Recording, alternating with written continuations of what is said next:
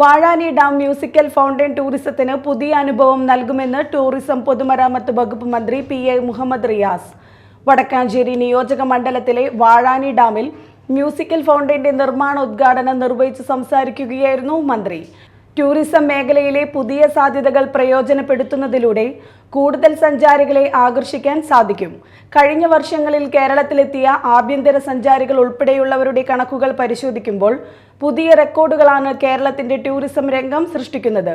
Musical fountain സമയബന്ധിതമായി നിർമ്മാണം പൂർത്തീകരിക്കുന്നതിന് കൃത്യമായ ഇടപെടലുകൾ ഉണ്ടാകുമെന്നും മന്ത്രി ഉദ്ഘാടന പ്രസംഗത്തിൽ പറഞ്ഞു. വടക്കഞ്ചേരി നിയോജക മേഖലയിലാകെ വികസനത്തിന്റെ ഒരു കുതിപ്പാണ് ഈ 2-3 വർഷം നമുക്ക് കാണാൻ വേണ്ടി സാധിക്കുന്നത്.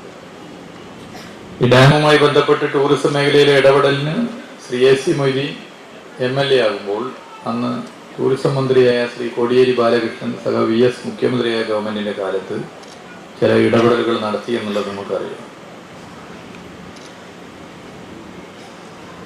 കോവിഡിന് ശേഷം ടൂറിസം മേഖല കേരളത്തിൽ വലിയ നിലയിലേക്ക് ഉണർന്ന് വന്നുകൊണ്ടിരിക്കുകയാണ്.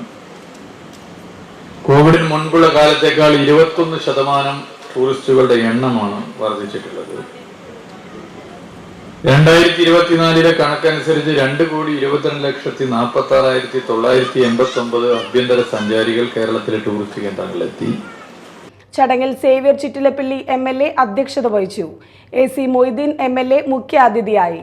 KIDS deputy general manager CA Jamaluddin, sub collector Akhil B Menon, Thekkumkara ഗ്രാമപഞ്ചായത്ത് പ്രസിഡന്റ് TB സുനിൽകുമാർ, വടക്കാഞ്ചേരി നഗരസഭാ chairman PN Surendran, block panchayat president KV Nafeesa, vice president CB Sunilkumar, Mary Thomas, RC Prembas, CB Jayaraj, R Anand, CV Baiju, Thekkumkara ഗ്രാമപഞ്ചായത്ത് അംഗങ്ങൾ, ബ്ലോക്ക് പഞ്ചായത്ത് അംഗങ്ങൾ, വിവിധ രാഷ്ട്രീയ പാർട്ടി പ്രതിനിധികൾ തുടങ്ങിയവർ പങ്കെടുത്തു.